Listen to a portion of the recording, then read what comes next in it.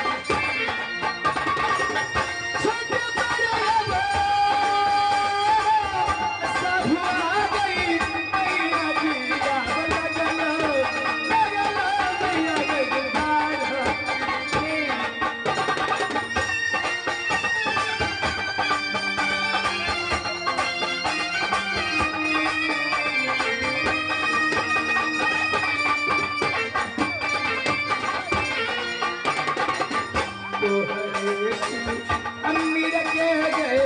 मैया जी तोहरे से अमीर के गए मैया जी अब सब हुआ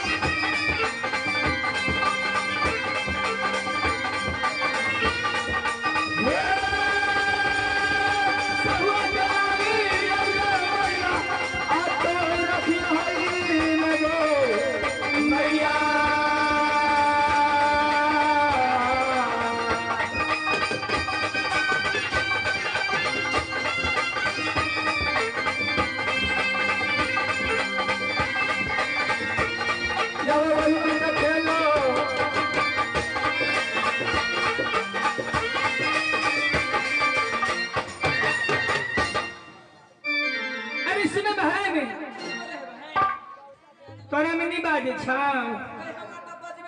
इले ना तो हे भाई बोल हे भाई ने अपना सब सखी कहां के रावण छी की नाम है काम गुण करी छी सिके के सुना हे भाई ने सुना हे भाई ने सब सखी में जो सबसे बढ़ती है छ तिहे कह के सुनावे आगे तोरा सब के कुछ मालूम नहीं छ हमरा कोनो बात के मालूम नहीं छ ए मनीषा के पूछी ना पूछी न है बोला भाई कि भाई बोला अपना यानी सब सखी कहा के रहवानी छी की नाम है नित्य दिन काम गुण करी छी सके की सुनावे भाई ई चारों पांचों सखी की बतला भाई एकरा सब के कुछ मालूम नहीं हे भाई जब एकरा सब के मालूम है त हमरा कोनो बात के जानकारी नहीं है भाई हे बहन बोला यानी अपना सब सखी कहा के रहवानी छी इंद्र के विलास के अच्छा नित्य दिन इंद्र बाबा के पूजा करे छी की वास्ते बहन की वास्ते बहन फूल बिना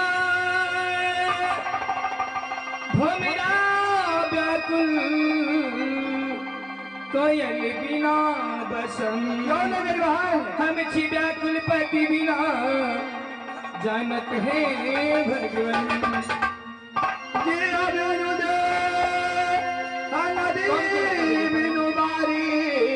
वैसे ही नाथ पुरुष नारी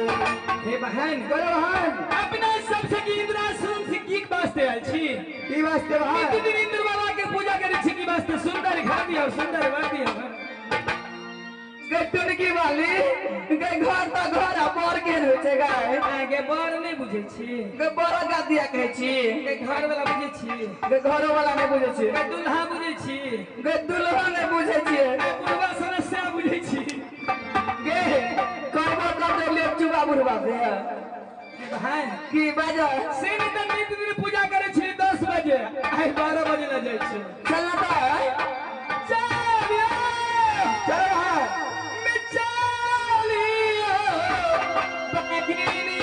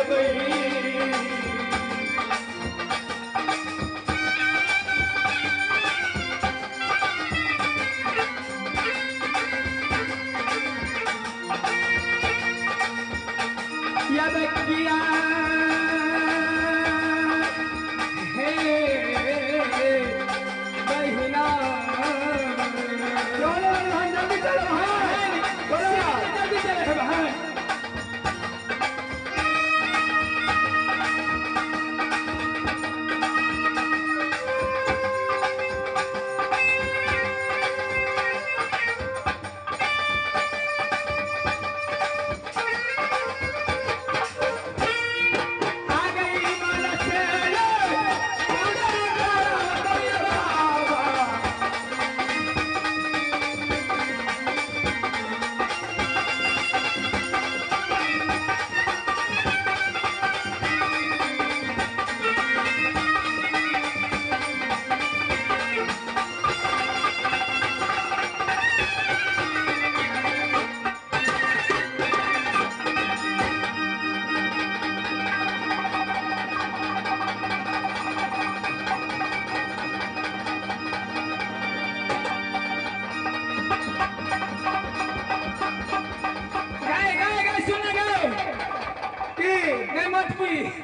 गाय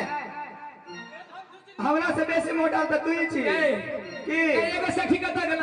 कनी खोजी बस तकरे त हम तकै छी गंजी छत नहीं लगल हमरा बुझा दिन जे लागल